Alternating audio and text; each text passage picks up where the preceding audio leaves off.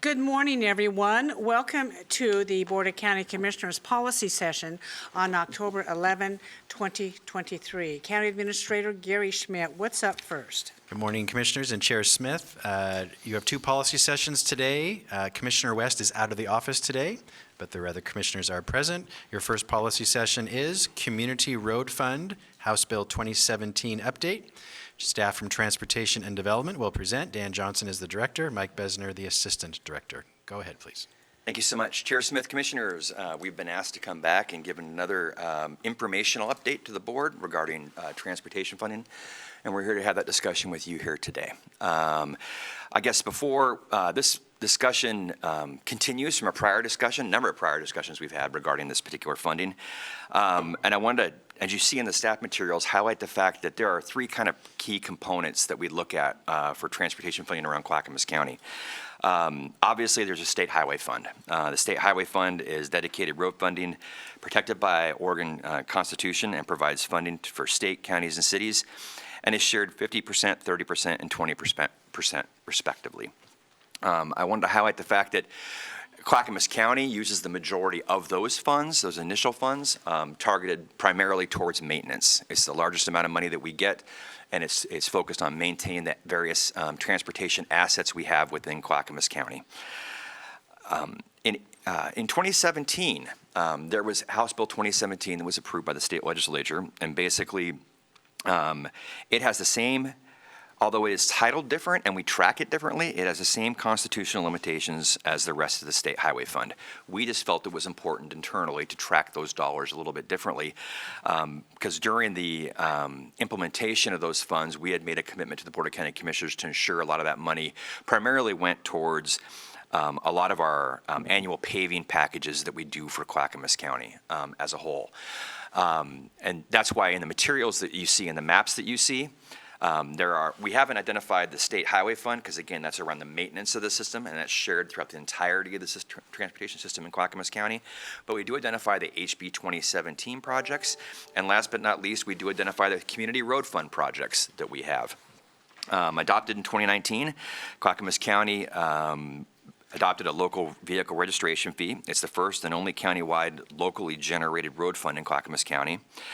And essentially, those funds are dedicated to the county at 50%, the cities in the county at 40% based on population.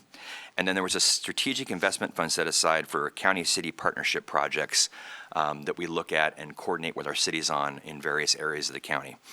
I'm going to pass it over to Mike Besner, Assistant Director of DTD and Transportation, to run through a more detailed discussion around the Community Road Fund and how it was targeted. And then also to answer any questions you might have about the materials that were provided.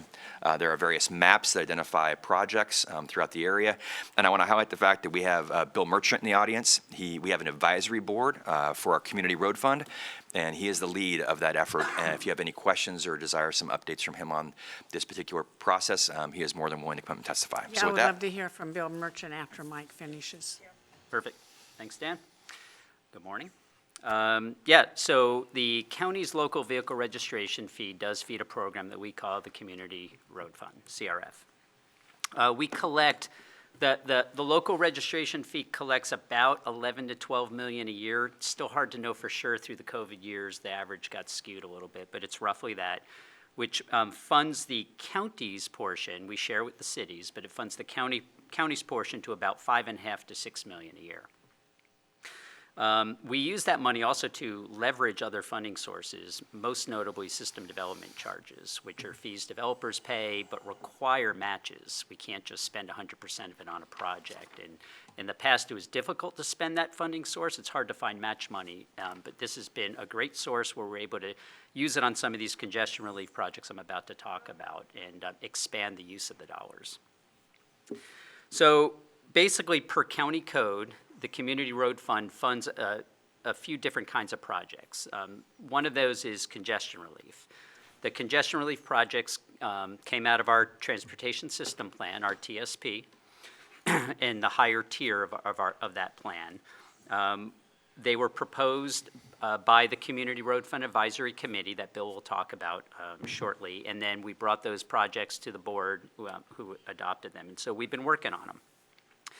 I'm happy to say the first one is complete. The Canby Markham Highway Lone Elder Road, we added a left turn lane onto that road. And so that one construction just wrapped up this year.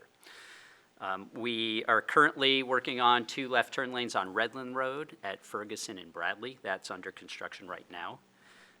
Stafford Road at Childs and Johnson, we're going to be fixing those 2 intersections. There will be a roundabout there. We're heavy in the design phase right now. It's pretty advanced. Amsiger Road, Highway 224, again, proposing a roundabout. We're working with ODOT right now on final approvals of that, but it's looking like it's going to be achieved. That, by the way, was a project that came from the Community Road Fund Advisory Committee. They had suggested it and added it to the list way back. Welch's Road, coming up with some PED facilities along Welch's Road, basically leading to all the areas there where people live and vacation to the services. And then in a recent board visit, we originally had Community Road Fund congestion relief money on a project on Johnson Creek Boulevard, but we realized it really wasn't achieving a lot of congestion relief goals. And so it was recommended by the committee and staff, and then the board adopted changing that money, and instead we're going to be starting a project at Stafford, Elligson, and 65th. They're a little bit outside Wilsonville to fix that congestion problem with, again, a new roundabout. So those are the congestion relief projects. We did do a scoping on Barlow 99E. Again, the committee had recommended that, and we did it and came up with 2 potential future projects there, both at Highway 99 and Barlow Road, and then also there at Arndt Road and Barlow Road. But those are not current projects that we're actively working on, but we have plans for them now, at least, going forward. And there is one little project that we did leave a little congestion relief money on, Johnson Creek Boulevard, and that's just a new signal at 79th there by the Fred Meyer. 79th? Yeah, by the Fred Meyer. Okay. So another category is safety projects, and that's money. We also use some House Bill 2017 money for safety. We use Community Road Fund money for safety. A lot of them are small in nature, but effective, and a lot of them are intersections where we note an increase in crashes, and so we change the signal a little bit. We change the signing, we change the striping. A couple of note, we're working on a whole bunch of school beacon upgrades in the county, and so we're working on upgrading them to make those a little bit more noticeable and safer. We're going to be doing a full signal rebuild at Oakfield and Jennings, which is an intersection that we've seen an increase in crashes, and we see opportunities to improve. And we're also going to continue, we've been putting permanent radar feedback signs in throughout the county in places, and we're going to install a couple more locations, one on Barlow Road, there just north of 99E, and then a couple on Beaver Creek Road on either side of the main part of Beaver Creek. Both one southbound and one northbound as you approach the Leland-Camrath Beaver Creek intersection. And those projects all get vetted. We have a software analysis tool we use now called Vision Zero Suite to help us find bang for the buck safety projects throughout the county. We also run them by the Traffic Safety Commission, which is a different advisory board to the Board of Commissioners. We also spent a little bit of the money on local road paving projects. For years, the county did not do a lot of work on local roads, just didn't have enough money, and we were concentrating on busier roads, the arterials and collectors, and those were the roads that would get the attention. Well, now we actually are paving the roads that go to people's homes. That hadn't happened for so long. We've already completed a whole bunch of packages. They're all listed here. Don't be fooled when it says like Thiessen area. We didn't pave Thiessen, that's not a local road, but we paved a lot of the feeder roads leading up to it. We're currently doing one around the Milano Airport. Some of the county roads, they're not airport roads, but they're county roads that are in and around there. And then we have a couple more scheduled for 2025 and 2026. So we're going to continue to do that every year. And we average around $1 million a year on those projects. The final category is the SIF, the Strategic Investment Fund that Dan mentioned, which is 10% roughly of what we collect goes into this, and this was a list of projects that got vetted through C4 originally and then adopted by the board.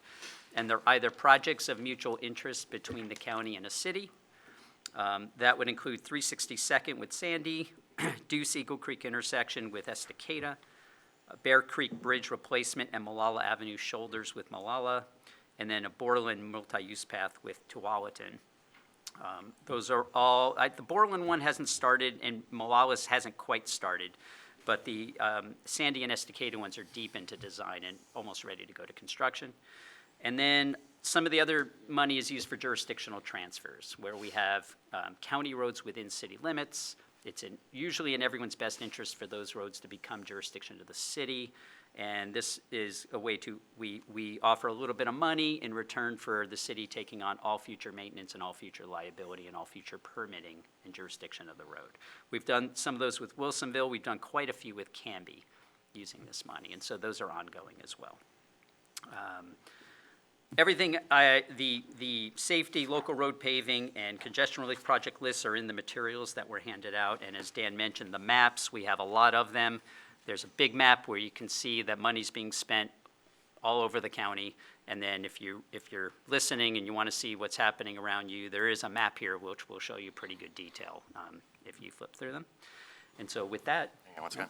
So I just want to highlight the fact that where did those priorities come from? A quick reminder, those were those priorities of essentially congestion relief, safety, and local road paving were directions and feedback we got from the community when we did community engagement. Those were the priorities that came forward. They were one of a variety. I was remiss in the HB 2017 discussion around highlighting the fact that although adopted in 2017, there's been a phasing to that, an increase in those fees, which I believe is fully implemented by 25, 26, or 24, 25. Next couple of years. Yeah. And so that's been a steady increase in those various funding sources, which is gas tax, VRF, et cetera, weight mile, et cetera. We don't have the exact number. We were kind of asked that this morning, but we don't have the exact number annually right now. How much the gas tax increase was? It's 3 or 4 times Yep. that our gas taxes are increased, is that right? It sounds about right. We don't know exactly, and the last increase, I think, goes into effect in 2025. And we can That's still collect that coming. and circulate that to the board. Mike talked about the maps. It was important when we adopted, I guess 2 things. It was important when it was adopted, we heard the necessity to diversify, because a lot of our dollars previously were going to kind of our highly urbanized areas, just because of higher classification roads and the impact on those roads, but to diversify this money and also balance this money. So you see a balancing with the HB 2017 money and the community road fund money, either one being leveraged or doing projects in different areas and diversifying throughout the totality of the county. And then last, because you see you have 18 maps here that kind of show that to you in a lot of great detail. And then last, it was important to establish a community advisory group, which we established a community road fund advisory group, which is a group of diverse citizens from various areas of the county to review this, to review our recommendations, and then have them be a recommending body to this board. So with that, we'd be glad to ask. Okay, we have Bill Merchant here in the audience, who leads our community road fund advisory group, and he'd be glad to provide some Welcome. color on that group. Please introduce yourself. Hello, Commissioners. I'm Bill Merchant. I'm the Chair of the Community Road Fund Advisory Committee, and I'm interested in transportation. I also sit with Commissioner Savis on Can you move the microphone closer to you? Okay, I'm pulling it a little closer there. I also, with Commissioner Savis, I sit on the ODOT Region 1 Advisory Committee on Area Commission State- on Transportation. Area Commission on Transportation, thank you. So the committee consists of, pardon me, 15 people, but we're not at 15 right now. We've had some empty spaces. We're in the process of recruiting for those. We've had several good applicants. Recruiting is still open right now until sort of the end of October, and then we expect to come up to full capacity at our next meeting. We meet every 6 months roughly. And when we first started out, we developed a long list of criteria to look at, to evaluate projects. And we've looked at it again recently, and we still think it's a good list for evaluating projects. The members of the committee are from all over the county, both urban and very rural areas. And we have the North Clackamas Schools Transportation Coordinator on the committee, and we also have the Traffic Safety Commission representative on the committee. So we go for both sides, and we try to look at the whole county and where congestion relief projects could work. And as was mentioned, the Amsinger Road project was one of ours because we thought that intersection was really dangerous, and we really needed to do something. But that was complicated, of course, because it's a state road as well. So, but we're glad that that's moving forward and is going to happen soon. And if you have any questions, I'll be glad to answer them. Well, Bill, thank you. I'm glad you, so what your charge is the Community Road Fund. Community Road Fund. Just the Community Road Yes. Fund, which is the county vehicle registration fee. Right. Because I'm trying to, for those folks out there, and I want to thank you all coming forward to making this presentation today, because I get a lot of calls. Well, you know, this road needs fixed, and this road needs fixed, and I often refer to our pothole hotline phone numbers. I have it right in my phone, as I'm sure all the commissioners do. And I just wanted to have you folks explain. I was happy to hear on this particular fund that some road projects in the southern end of our county, because the folks out there feel neglected. But, so you have those few projects listed, thank you very much. So when it comes to paving a certain section, let's say, of a county rural road, what fund takes care of that, and how do you determine the criteria for that? Our Community Road Advisory Committee primarily concentrates on congestion relief. The staff, Dan can explain better about how paving selection is Hey, conducted. Dan, I know we're deviating, but could you answer that? I would love to answer that. Thank you. We essentially are, one of the biggest assets that is under your jurisdiction as the Board of County Commissioners are the 1,400 linear miles of roadway we have in Clackamas County. And essentially, we apply a data-driven procedure to look at those roads and develop paving programs around where those dollars are invested. There are certain criteria regarding the quality of the pavement. We do an assessment every year or so to go back and reassess and reevaluate the current condition of our roadways. And then we develop a strategic paving management plan that's implemented that basically is funded, a lot of that's funded through the HB 2017 money. So I see here, I'm going to use Beaver Creek Road and Barlow Road as examples, for instance.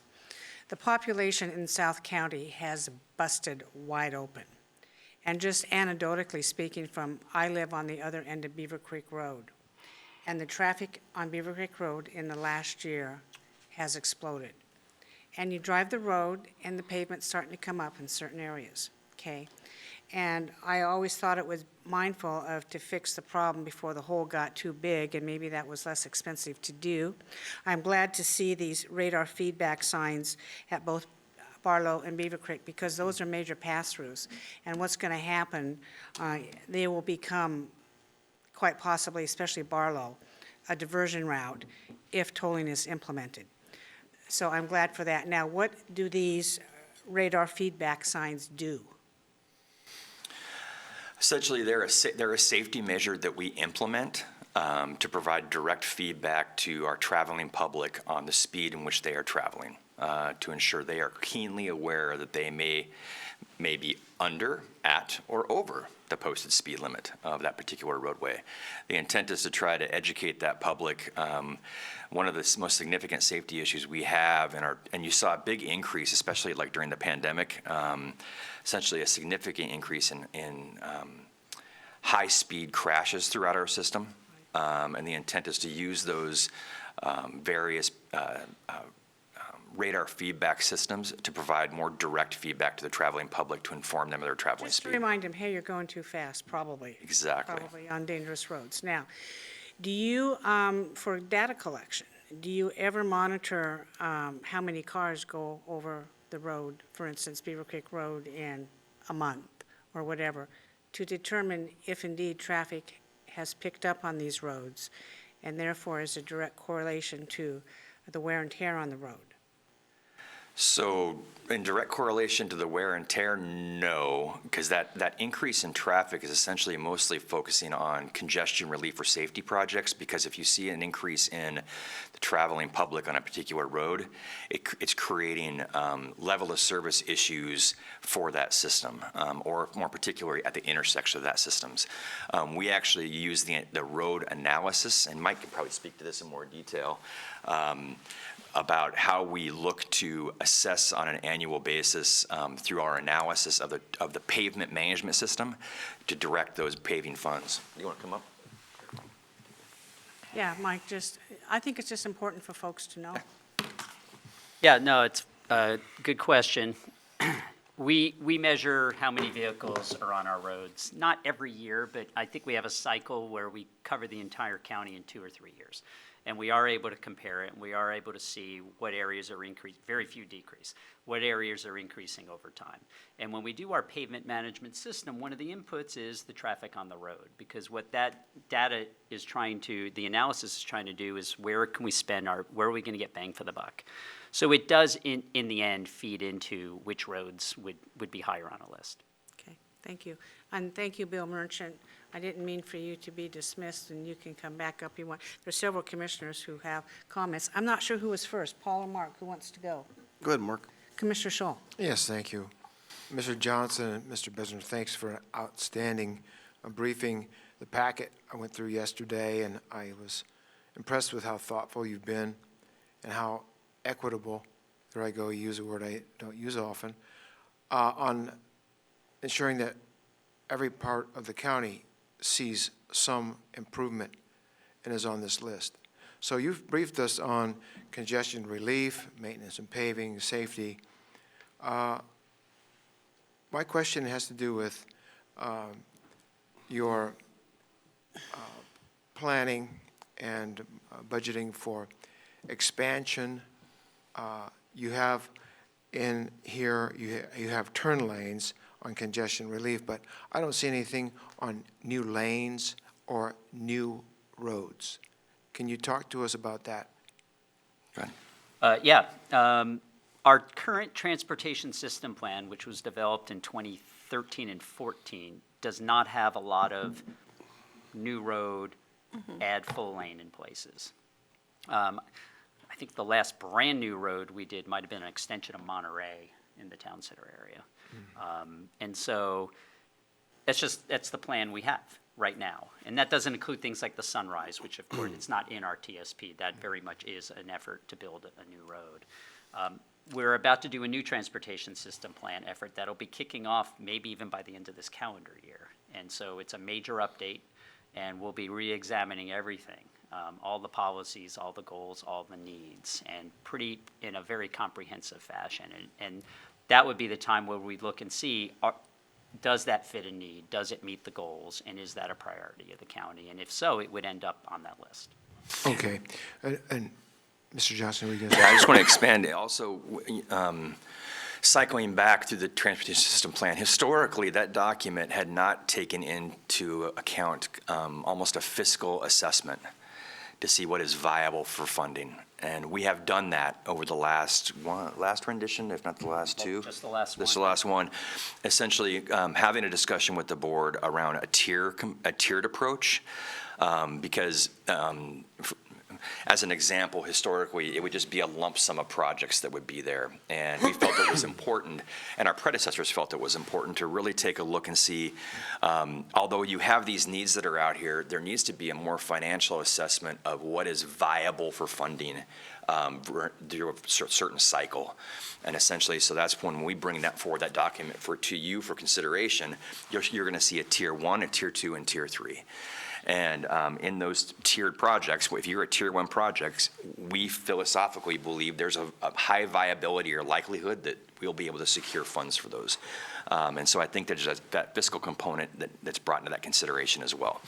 And that's why you see us trying to improve the efficiency through congestion relief, through turn lanes, signal improvements, roundabouts. How do you get more capacity through the systems we have versus building new roads? And obviously there may need to be some new roads in certain areas. Okay, well, thank you very much. That's encouraging. And I just want to say on these projects, these safety projects and congestion relief. Some of these projects we've heard from constituents about how important they are. Amasiga Road, for example, is one of them. The next question I have, last question I have, has to do with the Community Road Fund. A few years ago, when this came into effect, there was a lot of pushback over it. But I can see here that the Community Road Fund is enabling you to do a lot of good for the county, in particular paving projects. And so in the last 30 months, the number of calls I've received about potholes has gone down. So that, to me, is the indicator that you're relieving that problem. My question here is this: and you can answer for Mr. Merchant, I think. On the Community Road Fund and the good things you're doing with it, is that information getting back to our constituents so they can see what they're getting for their money? Is that circle being connected? Well, as with any work that we are doing within Clackamas County, we take every opportunity to inform our community around the status of the Community Road Fund and the projects that we have underway. We do that through information, through work with our good partners at PGA, where their newsletters are sent out to provide information regarding the projects that are under consideration. We have a website that's updated. And I guess I want to highlight also, because you talked about some of the concerns that were raised initially with it. The board reacted to a lot of the initial concerns that we had, because the initial concerns were mostly around what people felt the inequitable application of that fee to trailers had been, and the board intentionally made the decision to lower that fee. So I think it was lowered to $5, I believe? Yes. Yeah, $5 from $30 to meet the concerns that were being raised. Excellent. Okay, well, thank you again for your outstanding work on this briefing. Thank you. For those folks who are looking at the maps, the Amasiga Road project is in Zone 5. I had to look at it to figure out where it was. Thank you for that. Commissioner Savas. Yeah, first of all, just want to thank Bill for his participation on the Region 1 Act and this Community Road Fund and your hamlet and all the other hats you wear. And by the way, Bill and others from the rural Clackamas County were key to actually making an R1 Act happen with the assistance of then, was it Senator or State Representative Bill Kennemer, who then later became Senator. So we went through an Oregon Solutions process to get the R1 Act formed, and we're still trying to navigate some difficulties with that and get an agenda set that kind of more is tailored for the region than it is for in the needs that we're facing. So on that vein, Bill and I were in the R1 Act meeting a couple Mondays ago, and we heard from Mr. Brower, Travis Brower, about the funding challenges, and he showed some graphs and did a good presentation. But what happens often is we conflate some of the challenges, whether it's road maintenance is bundled into capital projects. So when you talk about inflation, was where I'm going. My question, I have several, but one of them is the road maintenance, every dollar on road maintenance is going less than it did before as a result of inflation, and capital projects maybe have a different curve. So are we greater affected on the maintenance side because of inflation, or is it more on the capital side that's seen the greatest increase in inflation? That's a good question. I don't have numbers in front of me, so this is what I think, so take that with that disclaimer. I think capital is affected more. Maintenance is affected, although I'll say some of our recent paving bids were pretty good. I couldn't tell you exactly why, but they were. And so we were very pleased about that, and so we're able to pave more. The capital bids have generally not been coming in a great place. And so I think that there's a lot of reasons. I think obviously paving is mostly dependent on the price of asphalt.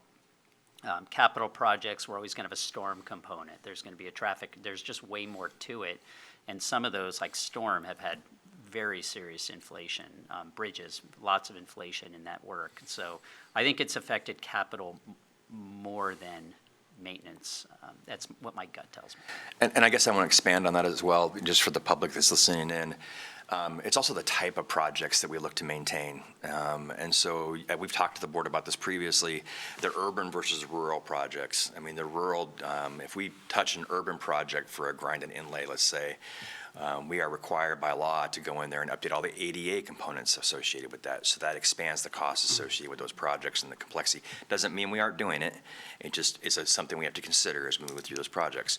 So when you see, through the budgetary process, you may see a great disparity from year one to year two in the amount of miles that we're paving. And that isn't because that's essentially where we're paving at. Because in the years we pave less, it's primarily urban because we've got additional improvements we've got to do versus some of the rural ones where you may see 18, 19 miles that we're out there paving and treating. So just something to consider. The other, thank you for that, and that was kind of what I assumed, but getting it from you all that are, experts is helpful and educational for all of us. The other aspect of this when it comes to the congestion projects is, and Mike, just going to digress, you hit it on the head about the TSP, our TSP, they're outdated, and just so my colleagues know, because this is going to be a conversation that's going to come up very, very soon as the Regional Transportation Plan is on the books to be voted on here soon at Metro, at JPAC and then Metro. And the RTP is a assemblage, if you will, of all of the TSPs. So all of the TSPs we discovered earlier this summer or late spring, that all the TSPs in the region have been calibrated or updated for tolling or impacts of RMPP, congestion pricing, any of this stuff. That said, Mike, with that said, going back to the congestion relief projects, the congestion relief projects did or did not factor, for example, the ones that are on the 205 corridor, did or did not factor the diversion into the traffic counts that led to, let's say, the traffic circle when we're working on Upper Stafford, for example. In a sense, where I'm going with this is, we're almost subsidizing the diversion as a result of the bottleneck. And so I don't know if any of those dollars are recoverable in the future should that project go forward on our dime, right, with our money, when frankly, maybe the traffic count, maybe if diversion wasn't in play because of the bottleneck, maybe that project would have been not stalled, but may not have rose to higher. Is that about right?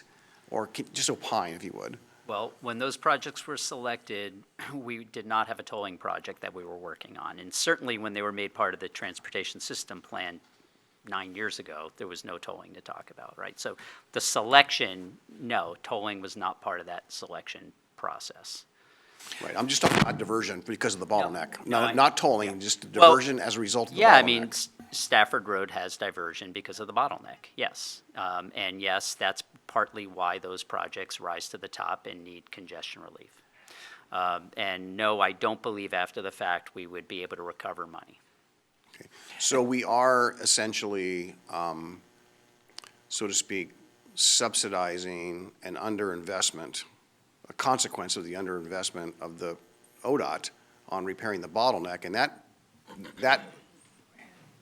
point I'm trying to make, how is that affecting the projects in rural Clackamas County along Highway 224, Highway 213, 211, 212, 99? I mean, these are, that diversion is creating a lot more, and also population growth, right? So we can't, that's not ODOT's problem, that's our problem, I guess, or our collective problem. But I'm just kind of asking the question, is that factored in? How much of that is recoverable? Is ODOT got an aggressive enough program and the funding to deal with it to expand Highway 213 going to Malala, for example, which is bumper to bumper, or 224 to Estacada, which is bumper to bumper? Big question, but just want to bring that to the surface here, if you will. Can I start? Of course. Yeah. You want a short answer? No, they don't have enough money to widen those highways. We're hearing that. But I do want to highlight the fact, because we had some internal discussions amongst ourselves around some of those projects that may have been considered mitigation at some point in time for a future tolling project, if that was considered. Regardless if tolling went into place, they were still an issue as a result of the bottleneck that we were saying and diversion that was being occurred in the current situation. And so we felt it important that those projects were identified as a part of our prior TSP before all this was considered in the current state. They may be further impacted by a future tolling program, but we felt that as they were identified as a prior existing problem, that it was our need to move forward and try to mitigate those with the funding that we had available. And while, yes, it may, I don't want to say remove responsibility from ODOT at a future date for mitigation.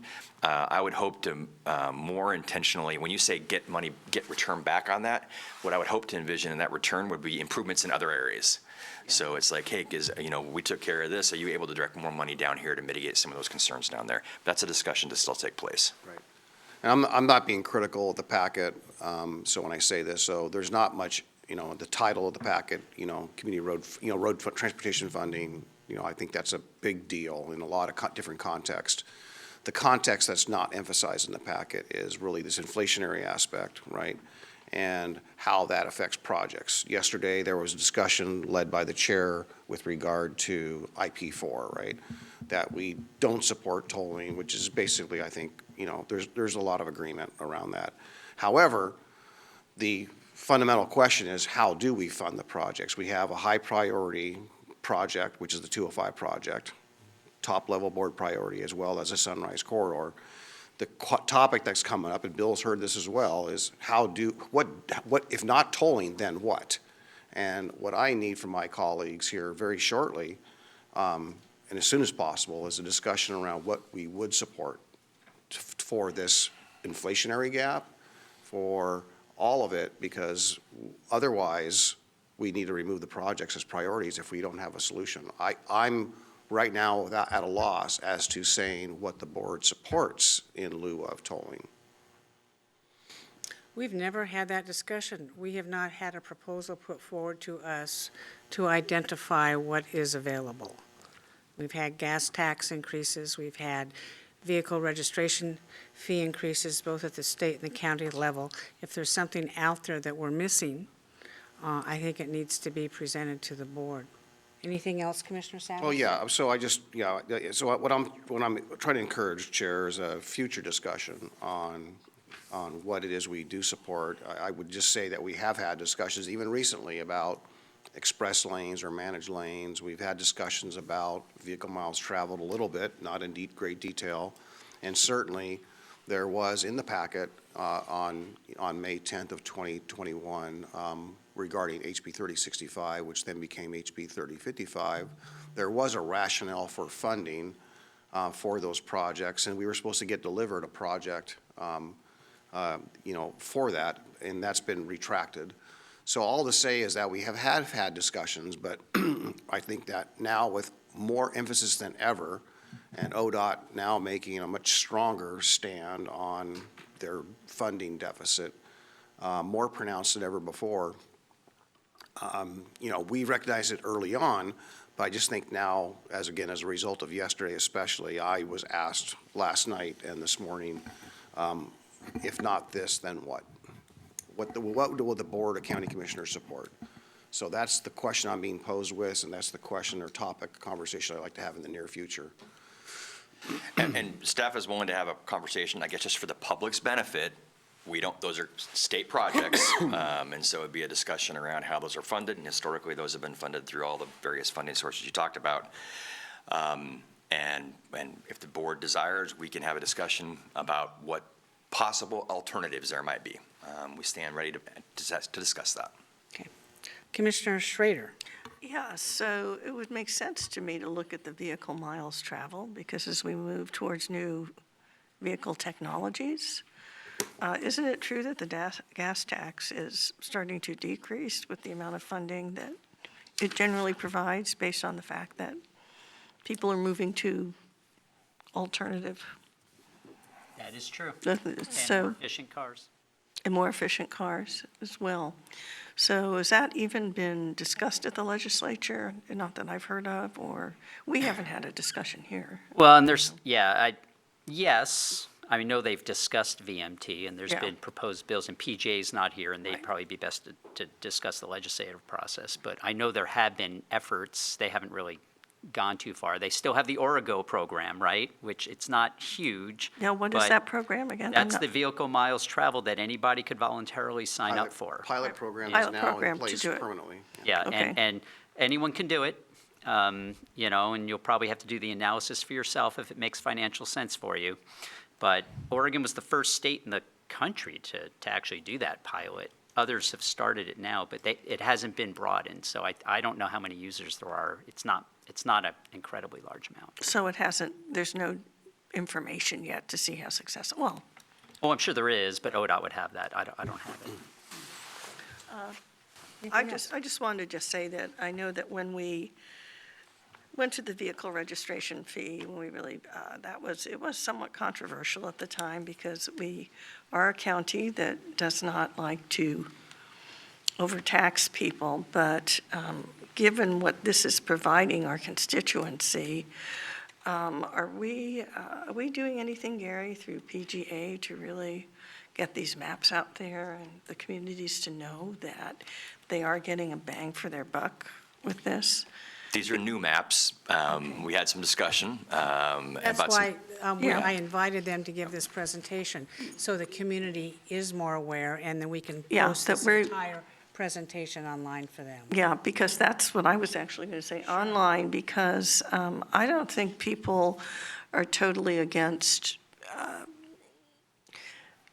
paying as long as there are deliverables, and this seems to be a pretty significant deliverable that we are providing for our constituency. And I think, again, they're pragmatists, everybody's trying to balance their budgets, but this is actually a real return on investment that is helping our communities and our businesses. So I think to get that out there is pretty critical. Yeah, and I think that there is a desire and willingness to do that. Thank you, Okay. Commissioner Schrader.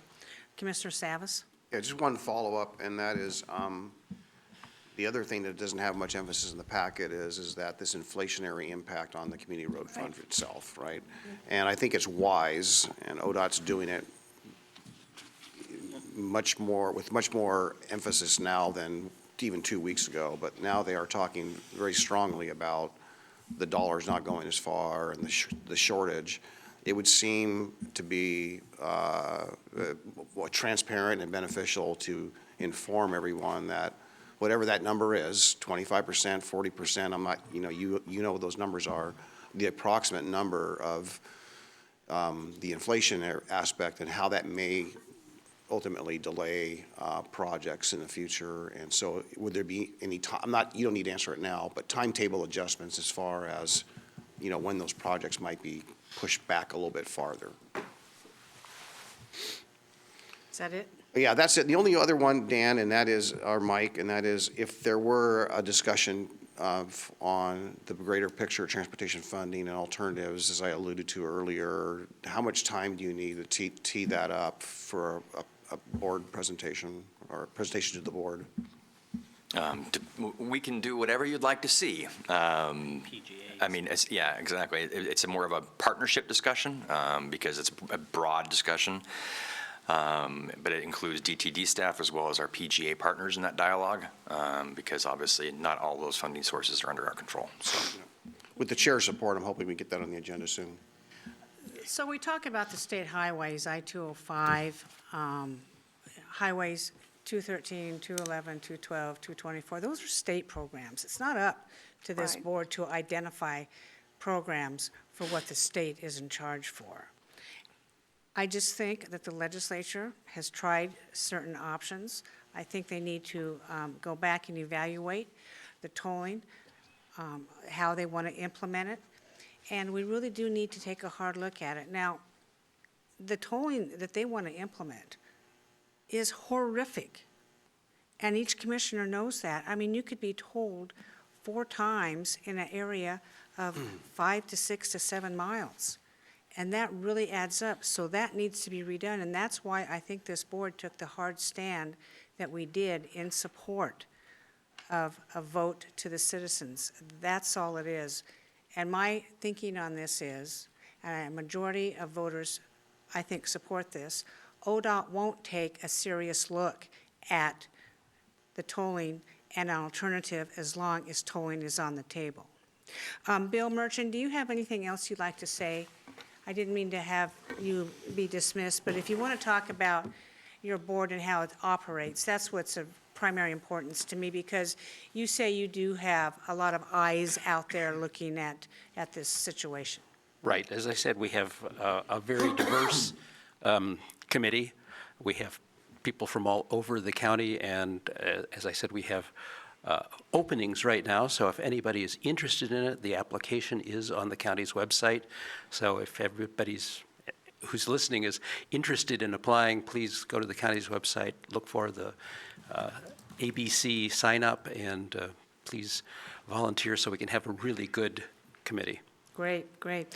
Dan, in your executive summary on the first page underneath, you identified 3 funding options. Actually, there's 4, and that's the system development charges, the SDCs. Oh, no, and that's a really good point. Yeah, I think, would you list that before you post it, the SDCs, and that comes in on new construction or, I don't know, remodels or new businesses, new housing, whatever. And that's a big one, I think, especially when building was going so well.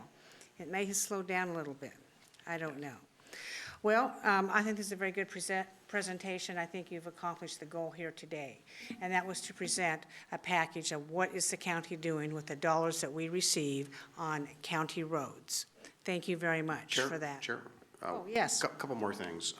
Thanks for bringing up the SDCs. I just want to just speak to that a little bit so that my colleagues are aware. I brought this up before, but it's a good reminder here. So the example I'm going to use is Wilsonville's Frog Pond development. The transportation SDCs were not collected by Clackamas County or moved to Clackamas County. They were collected solely by, and rightfully so, solely by the city of Wilsonville. And yet the impacts are to the neighboring jurisdiction, Clackamas County, Stafford Road, all those roads. So we bear the burden but don't receive the transportation SDCs. The way the model is in this state and county is that the cities have an urban growth boundary. As they continue to grow, they collect the transportation SDCs. But the burden is on the state and the county roads to a degree. It's also on the city roads, but we don't get that revenue. So that's the challenge. And Chair, I don't disagree that, you know, part of this is a state problem. But as you can see in the very first paragraph of the executive summary in this packet today, staff accurately acknowledges that the state highway fund, well, it's a state problem. It's also half of it is a local problem because that 50-30-20 split, and this is what's being discussed at LOC and AOC and everywhere. We're in this together. We're not in this separately. So that's why we are being asked, and we are part of a conversation going forward about what we support, because we are half of that equation. You make a good point, Commissioner Savas, about the SDCs that are collected. For instance, as I said, Beaver Creek Road traffic is horrific increase. There's a huge housing development out there. There's a market rate housing development right across from Oregon City High School. It's probably 300 or 400 units. And those SDCs were paid to the city of Oregon City. And it goes into their pot of money. And so when that road starts to have more use on it, of course, more maintenance is going to be needed. The county is responsible for that, and I don't like that either. You know, the high school traffic is increasing. We know county's vehicle maintenance building is out there. We have a new clinic there, and that side of Beaver Creek Road where the community college is located is going to be seeing more and more traffic, but yet we get no income from the new development out there, and I think that's a really important point. Thank you for bringing that up. Gary, I think that's concluded this presentation today. Thank you. It was very good. All right, thank you. The second policy session today is ZDO-285, Minor and Time-Sensitive Comprehensive Plan and Zoning and Development Ordinance Amendments, Optional Housing Components, Rural Accessory Dwelling Units, and RVs as Second Dwellings. Transportation and Development staff will also present this item. Dan Johnson, the Director of the Department, Martha Fritzy, Principal Planner, and Jennifer Hughes, Planning Director. I don't know, where's his? Please go forward. She's answering questions. Okay, give me 1 second. Yep. Thanks so much. Good morning again, Chair Smith and Commissioners. Dan Johnson, Department of Transportation Development, here in a continuing discussion on our next policy session. As you are normally aware, we try to update the Board of County Commissioners about the work of our long-range work program, our long-range planning program. This is one particular project, which is essentially ZDO 285, Minor and Time-Sensitive Comprehensive Planning and Zoning Development Ordinance Amendments. Some of these are going to look very familiar to you because there is legislation around those. But with that, I'm going to hand it over to Jennifer, who's going to kind of go through a presentation real quick. Good morning, Commissioners. I'm Jennifer Hughes, the County Planning Director. And as Dan said, this is part of the minor and time-sensitive amendments package that you've all become accustomed to seeing about every year or so. We've been including it on the long-range planning work program. And there are kind of different goals for that package of amendments, but one is to respond to things that are time-sensitive, and I think I would characterize what we're here to talk to you today about a little more as time-sensitive than minor. I think it is minor in terms of what we envision the amount of staff work to be to update our code. I don't really think it could be accurately described as minor in terms of the impacts that it potentially will have. The state has provided 2 additional housing options for our county. They are not, I said options, they're not mandatory. So that is, obviously one of the reasons we're here to talk to you about it is that you have some discretion here on whether you move forward with this or not. The first option would allow accessory dwelling units in rural residential zones. So as the board knows, we already allow ADUs in the urban area, but we do not currently allow them in the rural area because we're not permitted to by state law. Now there is new legislation that will allow us to do that if we wish. So that's the first option, ADUs in rural residential zones. And by rural residential, that would be outside of an urban growth boundary and outside of the urban reserves. And we are not talking about exclusive farm use, timber, or ag forest zones. So not the more natural resource farm and forest-based areas, but rural residential where you've got 2-acre, 5-acre, 10-acre zoning. The second housing option is RVs in rural and urban residential zones, so that's an important distinction. This would allow someone to occupy a recreational vehicle on essentially a permanent basis. It's not a temporary permit. And that would apply outside our outlying city UGBs. So you couldn't do it like right adjacent to the city of Sandy or right adjacent to the city of Estacada. Also not in urban reserves. But it does allow it not only in those rural residential zones I mentioned, but also inside the metro UGB outside cities. So places like the Sunnyside area, places like Oak Grove, Jennings Lodge, those areas would be eligible to have this if the board chooses to implement it. The state law would permit that. So again, both of these programs are optional. If you adopt them, though, there are required minimum standards that the state has enacted. So we would have to at least regulate them according to the standards required by the state legislation. Those are in your packet, just for discussion purposes. I think there's probably a lot of discussion we're going to have about this topic, and so I'm going to try not to talk for too long. But I just want to point out that on page 2 of your packet is where you can find the state minimum requirements for the rural accessory dwelling units. And then at the bottom of page 3 is where we've set forth the minimum standards for the recreational vehicles.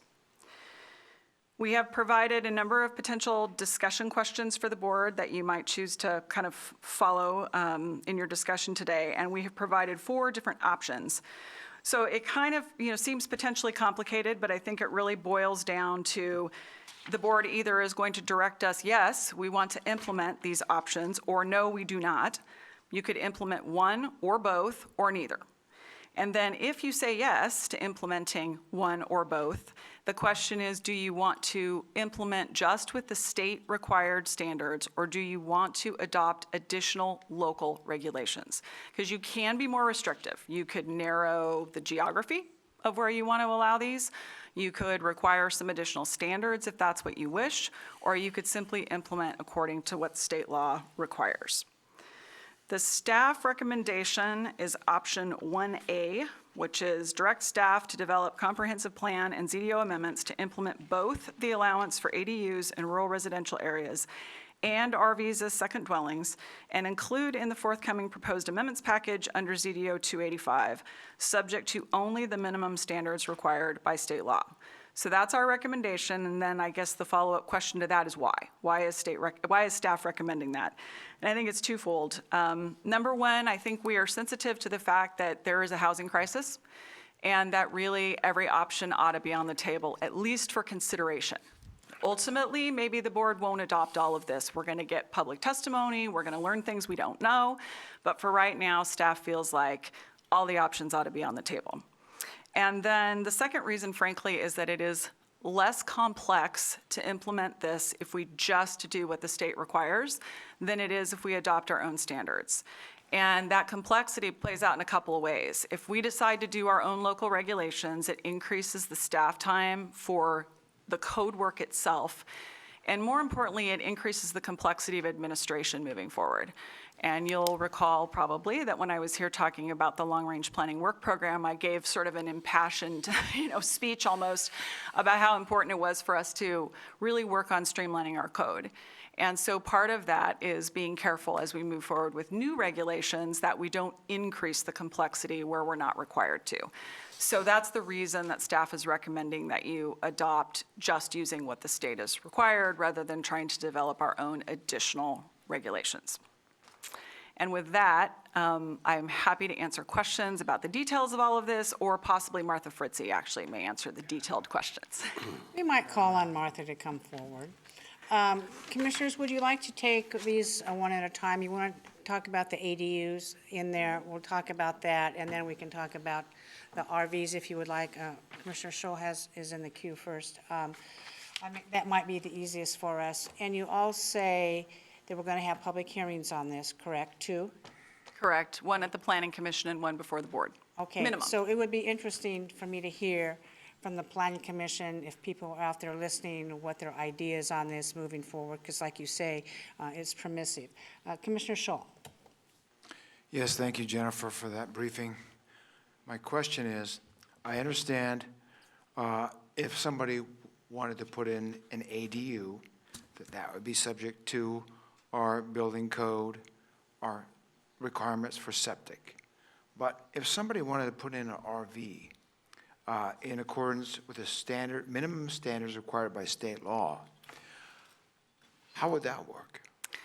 So there is not a building permit component to an RV. In fact, the bill explicitly says that the RV is not subject to building codes. They are, however, required to provide, this is really going to be a kind of not technical term, full utility hookups. So there would be the need to be providing for waste disposal, using either an existing septic system or I guess potentially a new one. They're going to need to have a source of water. They're going to need to have a source of power. So there will be some permitting that's associated, those sort of trade permits, but no actual building permit for the RV. Okay. Well, this, your recommendation, I like it. We do have a critical housing shortage. And the ADU and the RV option provides our residents with a potentially very economical solution to housing. Thanks very much. You're welcome. And to Commissioner Scholl's comments regarding the RV, we may have to define what RV utility hookups look like and what they do. There's also some pumping stations that are available. But if these are going to be parked on a property, I do think that the disposal of solid waste, for instance, needs to be addressed. Now, when my husband and I built our house years ago, next to the house, because he's like the engineer type, he had built it that if we had an RV, we could pump it directly out of our RV into our septic system. And I do think that should be allowed, maybe with an inspection to make sure that it works fine. I don't know what that looks like. I don't know what the cost of the permit would be on that. But I do think that's important. And potable, clean water, drinking water in these RVs to drink and shower and so forth. I think that's an important issue too.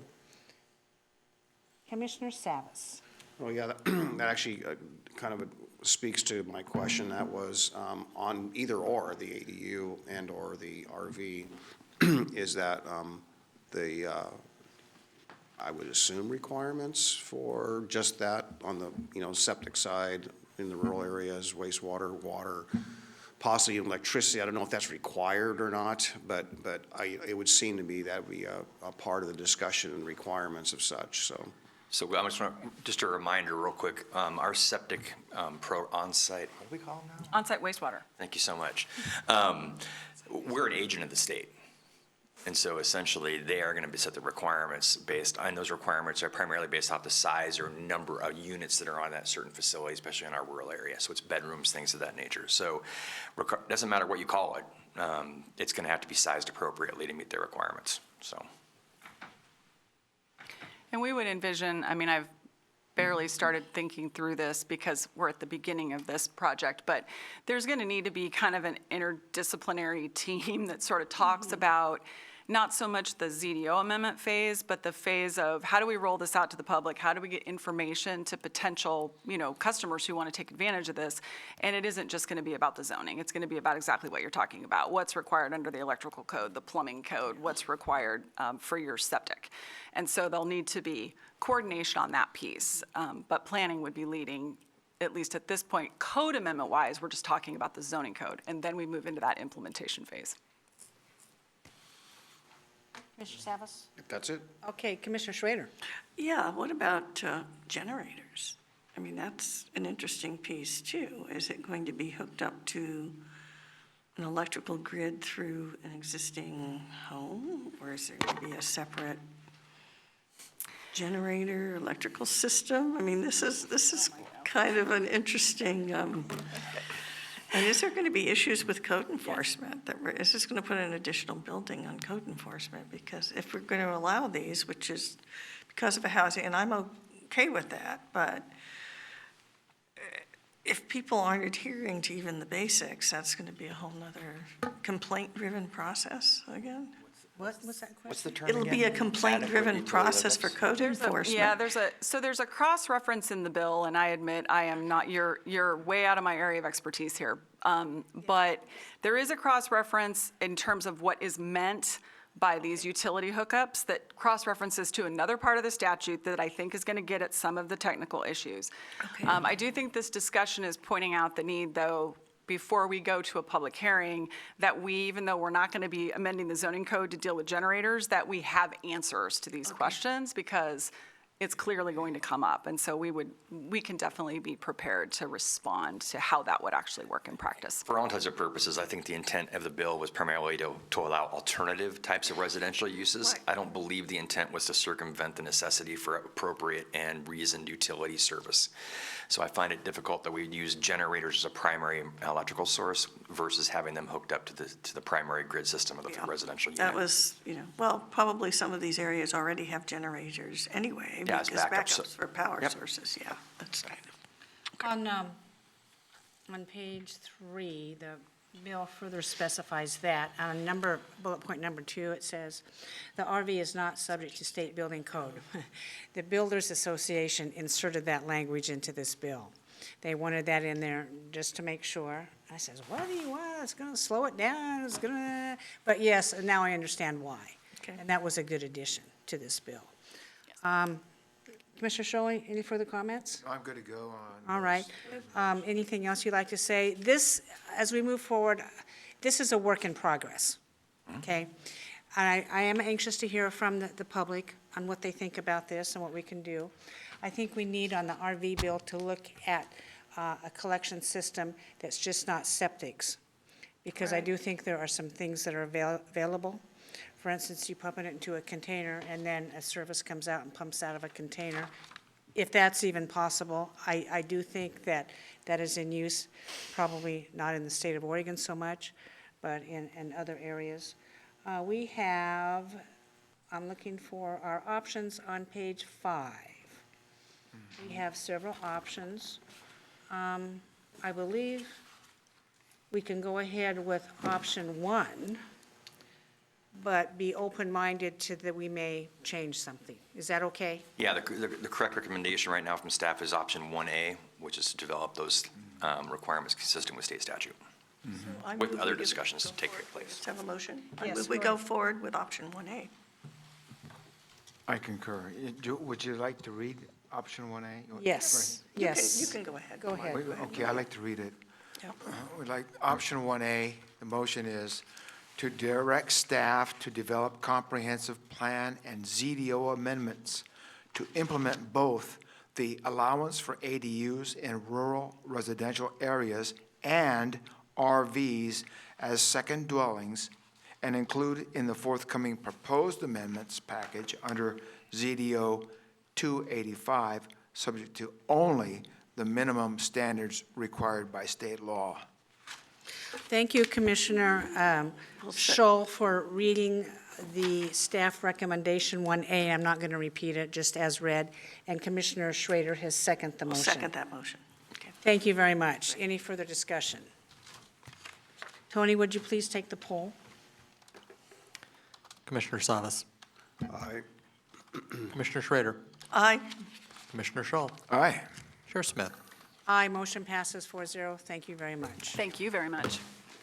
Gary, what's next? That is it for today. Commissioners, seeing no further business before this commission, we are excused. Martha?